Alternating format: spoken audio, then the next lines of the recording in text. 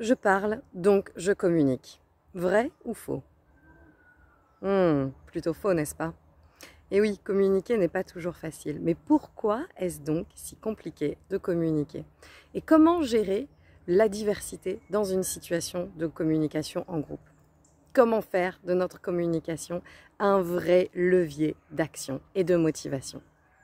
Bonjour, je suis Floris et je vous accompagne avec joie sur votre chemin d'évolution. Aujourd'hui, une vidéo autour de la communication et de la dynamique de groupe. Alors mon parti pris, il est déjà très clair et je tiens à vous le partager, il est de faire de la relation humaine le premier levier de motivation à agir ensemble, à faire ensemble. Mon constat, c'est que dans la plupart des collectifs, on se parle, on interagit, on communique sans pour autant avoir l'impression de rester motivé, l'impression de pouvoir agir ensemble. Et si on utilisait du coup des outils, des méthodes de communication qui vont nous permettre donc de rester ensemble, connectés, à faire ce qui est l'objet de notre collectif. Donc faire de la relation humaine le premier levier de motivation, c'est vraiment mon parti pris avec cette idée que la communication va nous y aider. La communication que je vais qualifier de communication humaniste. Une communication humaniste, c'est une communication qui prend à la fois une dimension empathique, c'est-à-dire je suis connectée à moi et je peux me connecter aux autres, et aussi une dimension constructive, c'est-à-dire une communication qui va vraiment se mettre au service du faire ensemble. Et c'est principalement de celle-là qu'aujourd'hui j'ai envie de vous parler.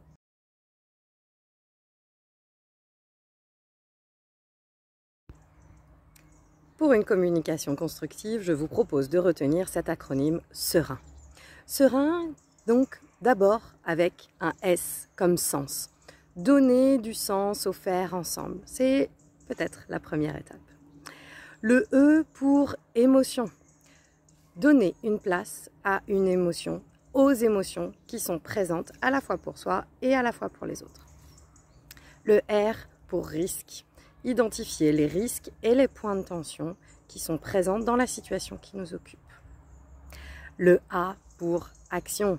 Engager vers un plan d'action clair et efficace.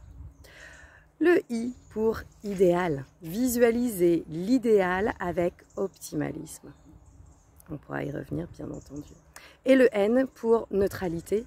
Effectuer des diagnostics neutre et factuel sur les points de départ qui sont les nôtres. Serein pour une communication constructive, c'est la promesse de mettre en œuvre des étapes, des compétences et des moyens pour que notre communication soit réellement au service du faire ensemble. Alors pour aller plus loin, je vous propose qu'on se retrouve dans un atelier, une formation, un accompagnement que je vous propose dans lesquels je vais ouvrir des espaces sécures pour partager, expérimenter et prendre du recul car c'est ça, vous accompagner avec joie sur votre chemin d'évolution. À bientôt!